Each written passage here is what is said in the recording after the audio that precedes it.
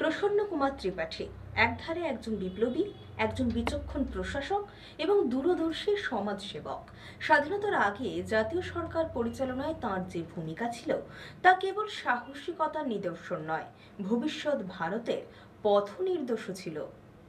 স্বাধীনতার বহু আগে ১৯৪২ সালের ভারত ছাড়ো আন্দোলনের উত্তাল সময়ে পটাশপুরে গঠিত হয় ব্রিটিশ বিরোধী স্বাধীন সরকার। এটি ছিল এলাকার ইতিহাসে এক নজিরবিহীন ঘটনা।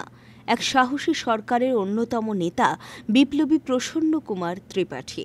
তিনি ছিলেন ২৪ সদস্যের পরিচালনা কমিটির একজন এবং বিচার বিভাগের ৪ দায়িত্বপ্রাপ্ত সদস্যের মধ্যে একজন।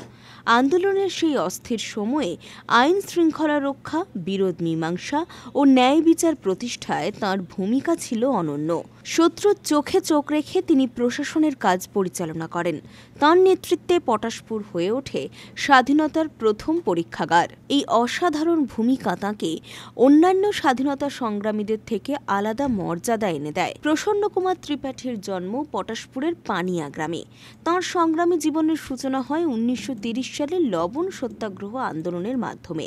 সেই সময় তিনি গ্রামের মানুষকে সংগঠিত করে ব্রিটিশ বিরোধী আন্দোলনে সক্রিয় ভূমিকা রাখেন।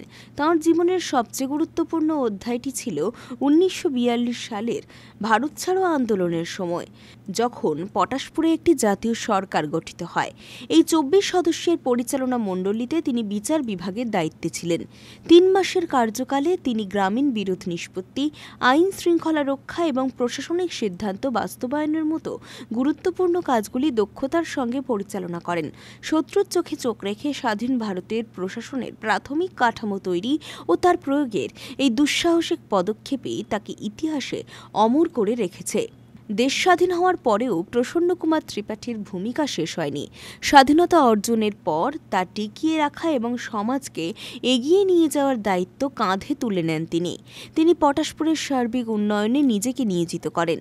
সমবায় আন্দোলন, পানিয়া সারদা বার হাইস্কুল প্রতিষ্ঠা, বড়হাট উপস্বাস্থ্য কেন্দ্র নির্মাণ, বারচৌকা জল নিকাশি ব্যবস্থার উন্নয়ন ও ললাট জনকা সড়ক নির্মাণ আন্দোলনে তাঁর নেতৃত্বে স্থানীয় মানুষের জীবনযাত্রার মান উন্নয়নে বড় ভূমিকা রাখে। প্রসন্ন কুমার ত্রিপাঠী ছিলেন একধারে একজন বিপ্লবী, একজন বিচক্ষণ প্রশাসক এবং একজন দূরদর্শী সমাজসেবক। তাঁর জন্যই তিনি প্রশাসনের মাধ্যমেই আন্দোলনকে এক নতুন দিশা দেখিয়েছিলেন। স্বাধীনতার আগেই স্বাধীন সরকারের রূপরেখা দিয়েছিলেন প্রসন্ন কুমার ত্রিপাঠী।